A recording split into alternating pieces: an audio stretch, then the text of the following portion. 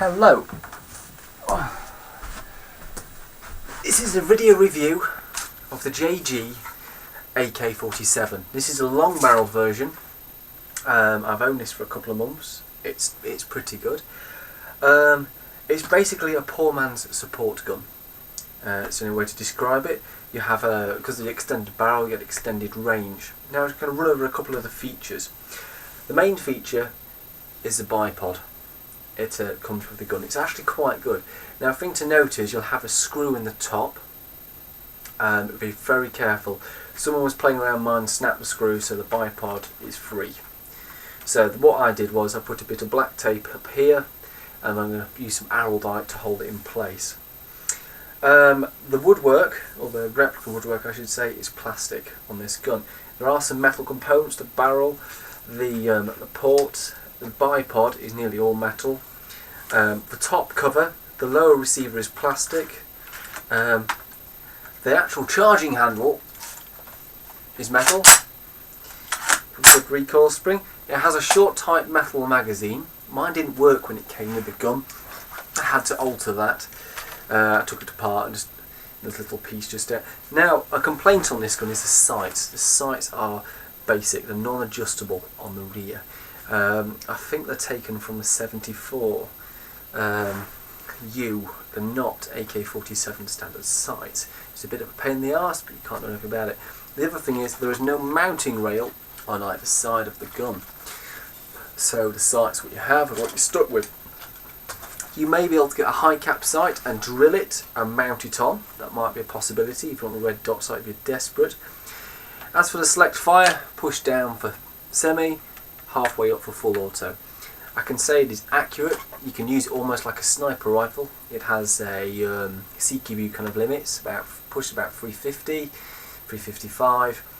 I've put 30s around this, which we're doing about 300. So for range, and the accuracy was incredible. The hop up is very easily adjustable. You pull back here and it's just there. That's your hop up and hop down. Your battery compartment, that's easy still. You just push this compartment up, and as in most AKs the battery's along the top. There is a sling mount on the front end. Voila. Oh, that's autofocus, sling mount here, and there's another in the stock. It does need a sling. Now, this is perfect for woodland fighting. You can get down, you can ambush, you can snipe. Brilliant. CQB, forget it. Unless you're sniping out of a top window, which is pretty good at, it's okay. Now, I want to get some tracer rounds, and requires a silencer. This is actually threaded and will come off. Here we go.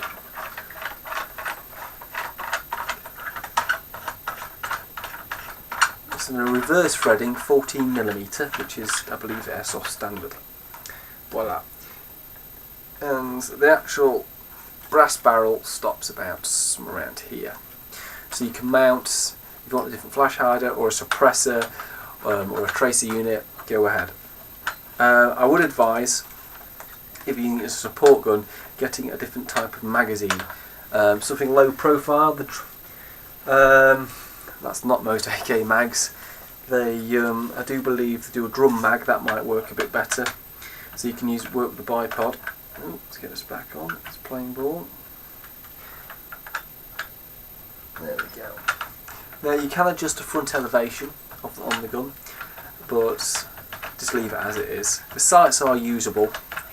The high cap's okay. You get a good amount of rounds down it before you need to rewind.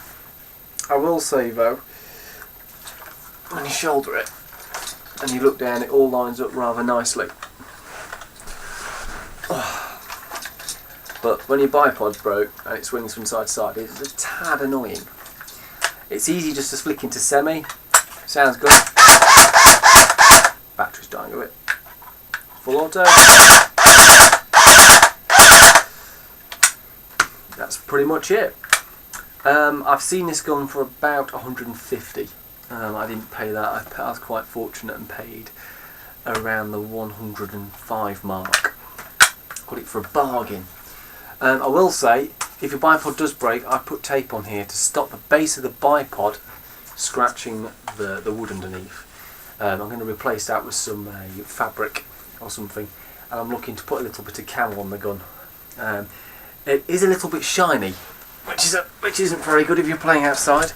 But range-wise, I've had this shooting at about 80 metres, which is quite incredible. I've had it further than that. We reckon it went out to about probably 89 metres. It was going quite far. At that range, you can't really see the pellet without any kind of magnification. So it's pretty good. The accuracy is actually shit up. I might be tempted to upgrade it a little bit. I wouldn't mind a little bit more power. I wouldn't mind it kind of at 400 FPS, maybe a slightly different battery, but as it is, it's fine. Anyway, as always, play safe and enjoy. Thank you for watching this video.